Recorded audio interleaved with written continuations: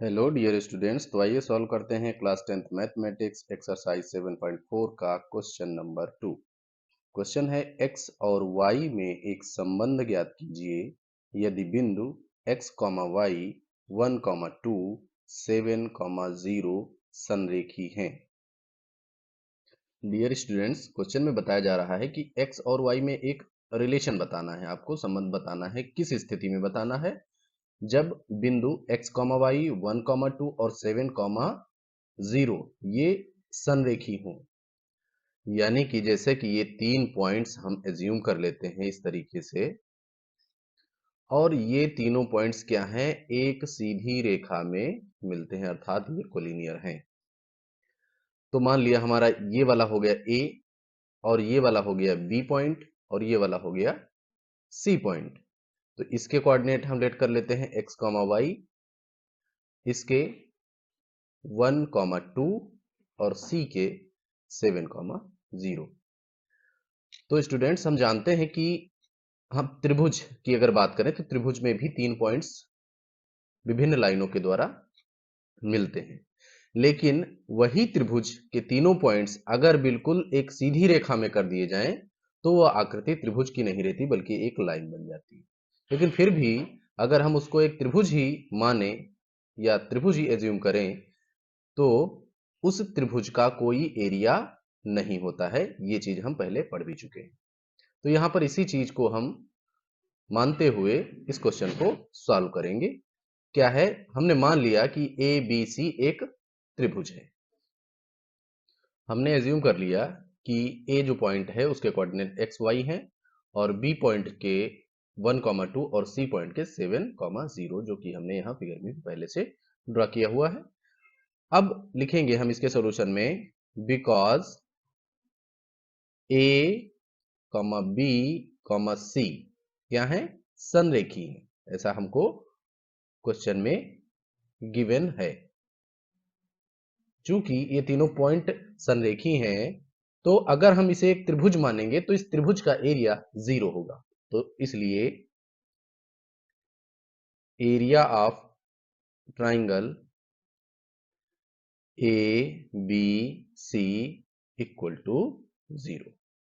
ऐसा हम पहले पढ़ भी चुके हैं और इससे रिलेटेड क्वेश्चन सॉल्व भी कर चुके हैं।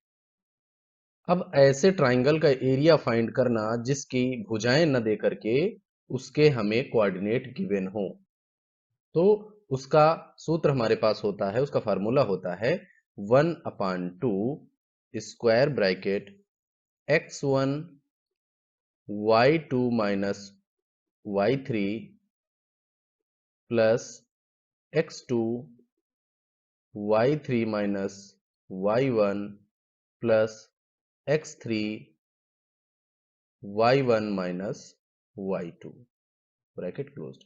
ये हमारा फार्मूला होता है एरिया फाइंड करने के लिए। तो यहां पर एक बार फिर से समझ लेते हैं कि x1 x2 x3 क्या है। तो जैसे हमने इसको क्रम से माना है कि ए बी सी एक ट्राइंगल है, तो हम ए वाले कोऑर्डिनेट जो x और y वाले हैं इनको हम x1 और y1 मानते हैं, और जो b के कोऑर्डिनेट हैं उसे हम y2 और x2 और y2 मानते हैं, और c के कोऑर्डिनेट को हम x3 और y3 मानते हैं। इस हिसाब से हम वैल्यूज को प्लेस करते हुए क्वेश्चन को सॉल्व करेंगे। अब जो ये तो इधर हमने फार्मूला लिख दिया एरिया फाइंड करने का, और ये हमारा है कितना? ये हमारा पहले से हमको पता है कि एरिया कितना है, 0 होगा, क्योंकि तीनों पॉइंट कोलिनियर हैं यानी संरेखी हैं। 1.2 ब्रैकेट, अब हमारा x1 क्या हुआ? x1 हमारा हुआ x, y2 2 minus y3 0 plus x2 b वाला x coordinate 1 y3 0 minus y1 y plus x3 7 y1 y minus y2 2। तो इस प्रकार से हमने यहां पर वैल्यू को प्लेस कर दिया। इक्वल में हमारा क्या रहेगा? 0। अब हम इसको सिंप्लीफाई कर लेंगे। 1/2 x मल्टीप्लाई में क्या हो जाएगा? 2 माइनस 0 तो 2 ही रहना है, प्लस 1 मल्टीप्लाई में 0 माइनस वाई, मतलब क्या रहना है, माइनस वाई ही रहना है, प्लस 7 मल्टीप्लाई में y माइनस 2 है, तो यहां पर 7 का मल्टीप्लाई y से भी होगा और 2 से भी होगा, तो 7 into y and plus minus minus 7 into 2।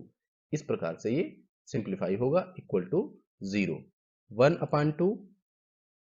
अब इसको मल्टीप्लाई करेंगे 2x प्लस माइनस का मल्टीप्लाई होगा तो ये माइनस का y आएगा, और 7 और y को मल्टीप्लाई करेंगे 7y, और ये हो जाएगा 7 टू ज़ा 14 इक्वल टू 0।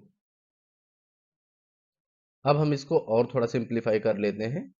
मल्टीप्लाई में क्या हो जाएगा, इधर 2x ऐसे ही रहेगा, ये माइनस का y है और प्लस का 7y है, तो हमारे पास बचेगा प्लस का 6y माइनस 14 इक्वल टू 0।